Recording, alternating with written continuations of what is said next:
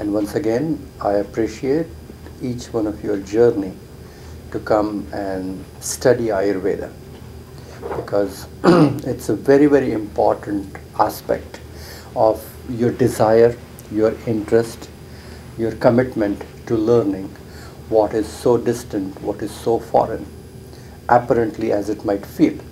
But as we start decoding some of these weird terms that we use at times, but you will feel very much connected with the information that we'll be sharing through all the different classes that you will learn throughout the year.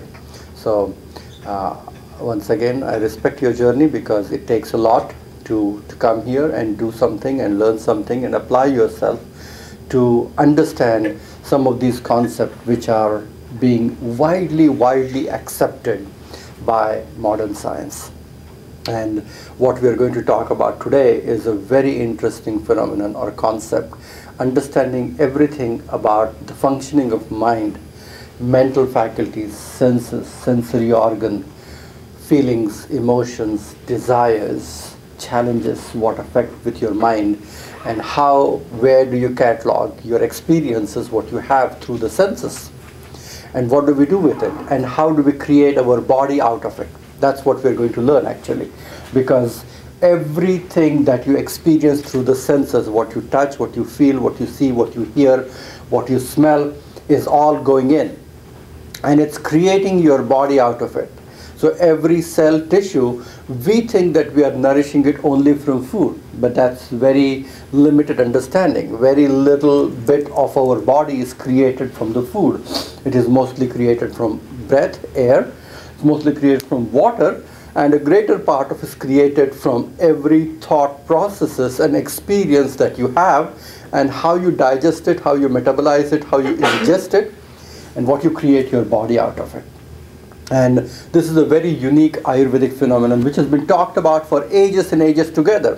One of the common prayer that we use in Vedic medicine is called as Bhadram Karnebhi Shrunuyama Devaha, Bhadram Pashemaksh Bhirya Jatra, Sthirai Rangai Sushtu Vausas Tanubihi Vyashema Devahitam Yadayu.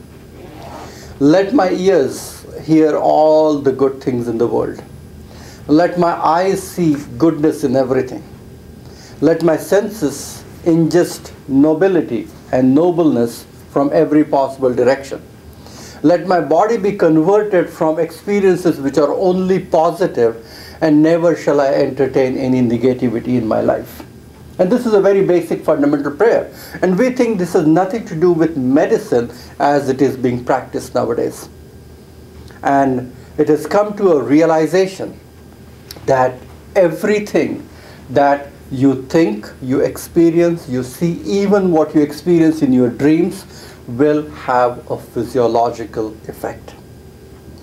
The psychophysiological connection is very well documented by modern science nowadays. And so we talk about it only from a point of view of stress. Is that right? We think how bad stress is, and everybody is complaining about how stress creates these kind of diseases. It creates high blood pressure, it creates cholesterol, it creates multiple diseases, autoimmune, underactive immune system. All those will happen the way your mind thinks and process thoughts, ideas, and notions and feelings. But we really don't have a clue that if at all this is something which is a bad thing which the stress creates, how can we convert it into allowing our mindset to be so positive that the whole body is not stressed out but blissed out? How can you use your body to feel radiant, happy, vital, and vibrant with everything what you're taking in? And is there a switch somewhere which needs to be adjusted within your own mindset? We use the term attitude. Is that right? Who teaches how to develop the right kind of attitude? And how do we develop an attitude of gratitude about counting the blessings in your life, or looking at the brighter side of everything, or understanding that whatever is going on in life, we do it with a degree of patience and flexibility, so that whatever the terminal effect of that experience is going to be, on our body, on our mindset, on our system is going to be nothing but positive. Is that possible that you can see something really horrible, terrible, nasty, come on in, something nasty, and you don't really feel that bad about it, but you look at certain things which are going to be healthy, optimistic, and positive outcome out of it. Or there are people who see so many nice things, but they only look at challenges and problems and weakness out of that situation, and will create their body out of that little imperfection and weakness in their life, and will fill their life with nothing but misery. You know those kind of people? I know quite a bit. I see them every day in my life, and as I see them in clients, half of my job is to actually tell them and teach them that how you should be looking at the roller coaster of life so that it doesn't really damage the core fabric of your body as such. We call them as molecules of emotions. Have you read Candace Pert's book yet? You should look it up and source that book. It's called as Molecules of Emotions by Dr. Candace Pert, P-E-R-T. A great, wonderful book, a good old friend of ours. And what it is talking about, if you generate a happy thought, generates a happy molecule. If you generate a kinky thought, generates a kinky molecule. If you generate a stressed out, anxious, fearful, insecure thought, it will create that kind of an insecurity at an organic physiological level.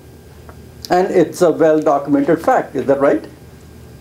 But the key is, how can you look at something which is fearful and insecure and don't absorb that and create a different kind of filter in between, so that you're looking not at that insecurity, but you're looking at something which is going to fill your life with a little bit of more stability and security and comfort from that.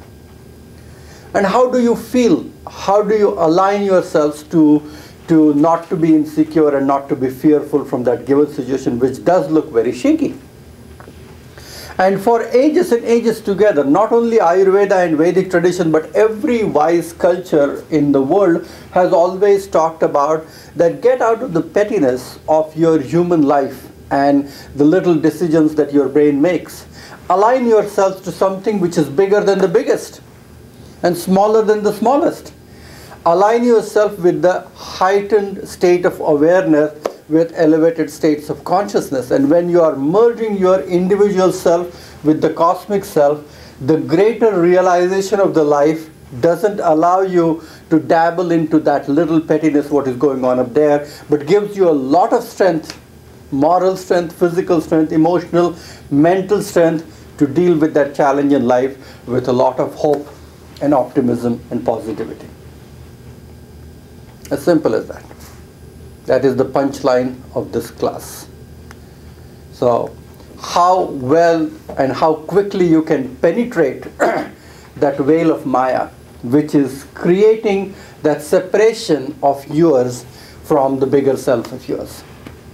If you look at yourself, you're what, 15, 20, 30 years of age. I'm just kidding. Okay. But at this age, nothing bad has happened. Okay. So far the life has kind of happened, drifted in its own way. And if you really look carefully, nothing bad is going to happen thereafter. Okay? The things are happening as if it's pre-programmed. It's taking you from point A to point B to point C, and you think you are making these decisions, you think you are walking your life and everything, but something is just holding you back like a conveyor belt and taking you right there to meet the right and wrong kind of people in your life, to have the right and wrong kind of situations in your life, and still support you, help you, guide you on its way. So our job is, instead of just trying our best to make these efforts to make things happen, if we just step back a little bit and observe that how the flow of life is taking us from where to where. And what do we do in order to just be in that flow and observing where it is taking us, instead of just trying to swim across or do anything different, which might just create unnecessary, unwanted ripples in the flow where the life is taking you. So I'm telling you about a very unique concept which we talk often in medicine nowadays. And that concept is that how do we teach people how to lead their life? Is that right? We jokingly say that when the baby is born, they should have a manual attached to their butt. Is that correct? Because every little thing you buy made in China, it has a roll of paper which comes with it, how to use it, how to operate it. But nobody teaches us how to lead our life. And whose job it is going to be? It's going to be your preschool teacher, elementary, middle school, high school teacher, college counselor. Whose job is it to teach how to go about with life? How to deal with the relationship, or how to deal with your kids, or how to make the right kind of choices, or how not to overuse, underuse, misuse, or abuse your senses. Whose job is to teach and educate? And how do we learn? How do we learn to take control of our mind and emotions? Who teaches us? And that's the most important question that we face nowadays in medicine. Because by the time we see people at 20, 30, 40, 50 years of age, they're so messed up in their mindset that it is very, very difficult to change those things what they are leading their life almost unconsciously, because they don't know how to do it. Many times people are there, they don't know how to get out of addiction. They don't know how to control their mind. They don't know how to stop eating. They don't know what they really want in their life. They don't know how to align the energy behind their intentions in a positive way. And whether this is to do with someone wearing a white coat and sitting in a medical consulting room should be telling you this? Many times, yes. Because this whole connection of your psyche, of your thought generating machine, where is that machine? That's the mindset, what you call, isn't it? Is your mind which generates thought constantly. How many thoughts do we generate every day? There's about 60 to 70,000 thoughts that you generate every day. And the scary part is about 95% are the same thoughts what you had yesterday. So it just keeps you busy. From the very first breath you take, when you cried the first time in your life as you were born, and until your last breath you will take, one thing which is never going to stop is going to be constant generation of your thoughts. It's never going to stop. And if it's never going to stop, is there something that will have a regulatory thing on this faucet of fountain of thoughts which are coming? Sometimes they are coming a lot, sometimes they are coming a little bit less. And is there any technique that we have understood how to slow down your thinking process? Because your thoughts are very, very important concept.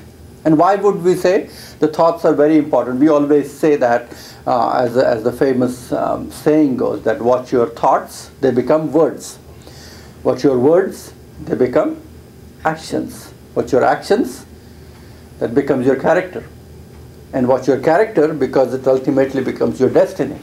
So watching your thoughts becoming words, watching your words becoming action, watching your actions becoming your character, watching your character becoming your destiny.